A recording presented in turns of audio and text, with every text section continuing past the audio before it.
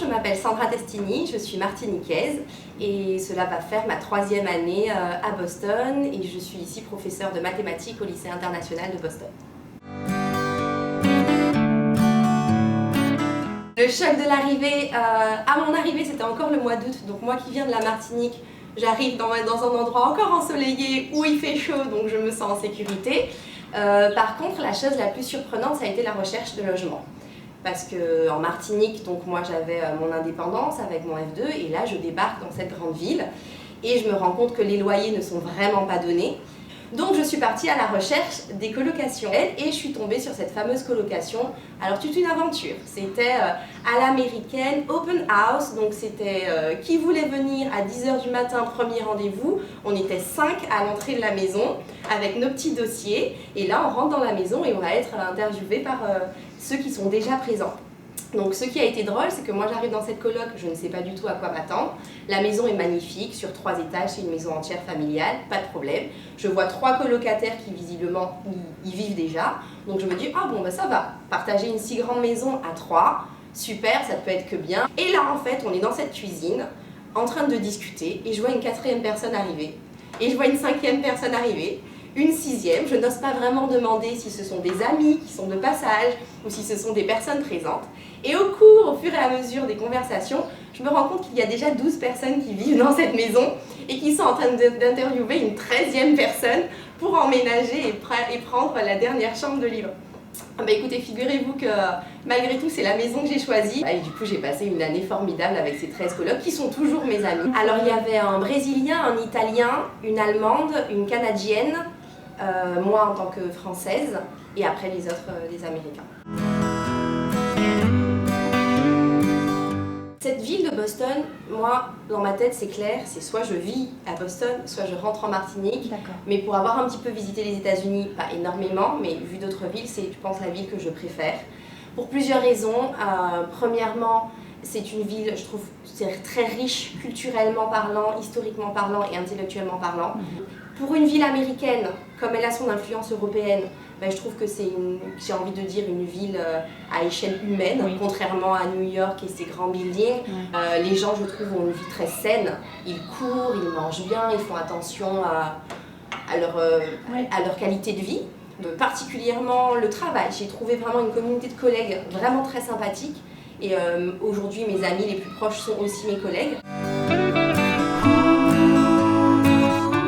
Ce qui me manque de la Martinique, particulièrement, puisque j'ai pas vécu très longtemps en France, mais avant tout la famille. Mais je dirais comme sans surprise le climat, quoi, parce qu'en Martinique, on descend jamais en dessous des 24 degrés.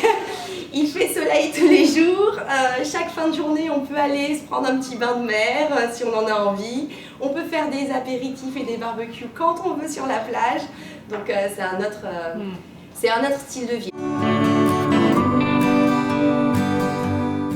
Alors l'hiver, la première année, je suis arrivée l'hiver où je crois qu'on a enchaîné 5 tempêtes.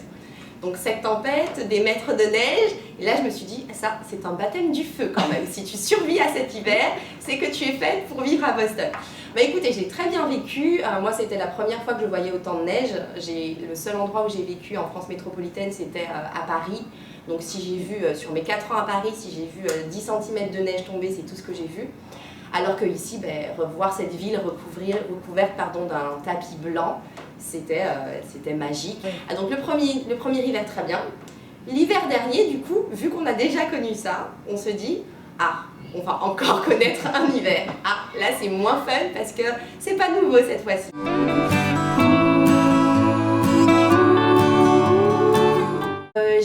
Avant de venir à l'ISB, j'ai enseigné en Martinique et j'ai enseigné dans un collège mais qui était en ZEP à l'époque, c'est-à-dire zone d'éducation prioritaire. Donc arriver à l'ISB a été vraiment un très grand écart puisqu'on n'enseigne pas du tout au même public. Les moyens que mon ancienne école de Martinique avait en tant qu'école publique de l'éducation nationale, c'était pas du tout les moyens que l'ISB en tant qu'école privée a. Bien sûr. Donc je dirais pas qu'il y a une expérience meilleure que d'autres, je dirais plus que les deux expériences sont complètement différentes. C'est une autre approche de l'enseignement, c'est une autre façon de vivre son métier d'enseignant. Je pense qu'on n'apporte pas les mêmes choses aux élèves. En Martinique, j'étais beaucoup plus éducatrice avant d'être prof de mathématiques. Ici, bah, écoutez, on fait vraiment notre boulot de professeur de mathématiques. On est en petit effectif, on a des effectifs de 15 élèves en moyenne, j'ai envie de dire, ce qui est juste des conditions de travail exceptionnelles, parce qu'on peut s'occuper vraiment de chacun des élèves. Les moyens qui sont mis à notre disposition, autant matériels qu'informatiques, sont vraiment très bien. Et donc on travaille quand même dans des conditions idéales. Complètement. En voyant mes collègues qui s'occupent du curriculum IB et moi, on a plein de réunions. Et donc du coup, on peut croiser un petit peu les enseignements et les différentes approches, notamment au niveau des mathématiques, qui sont complètement différentes. Donc comme on est tenu, nous, dans le cursus français, de suivre les textes de l'éducation nationale française, donc on s'y colle quand même. Mais tout ce que l'on trouve un peu intéressant dans la pédagogie américaine, dès qu'on peut l'insérer dans notre cursus, on le fait. Donc il y a quand même ce croisement pour les élèves, cet enrichissement, voilà. Moi, à ce niveau-là, pas de projet concret. J'ai tendance à dire que je suis libre comme un oiseau, comme on dit. Donc, pour le moment, j'ai atterri à Boston, je m'y sens bien. J'y reste tant que je m'y sens bien, tant que j'apprends des choses comme en ce moment, je reste. Si un jour je commence à m'ennuyer et que ma vie fait que je peux me permettre d'aller ailleurs, pourquoi pas. Si finalement je me sens bien à Boston, que je me sens y vivre, y fonder une famille et m'y installer, pourquoi pas aussi. Et puis si je sens que la Martinique me manque beaucoup trop, parce que j'aime profondément ma Martinique, j'y retournerai avec très très grand plaisir. Mais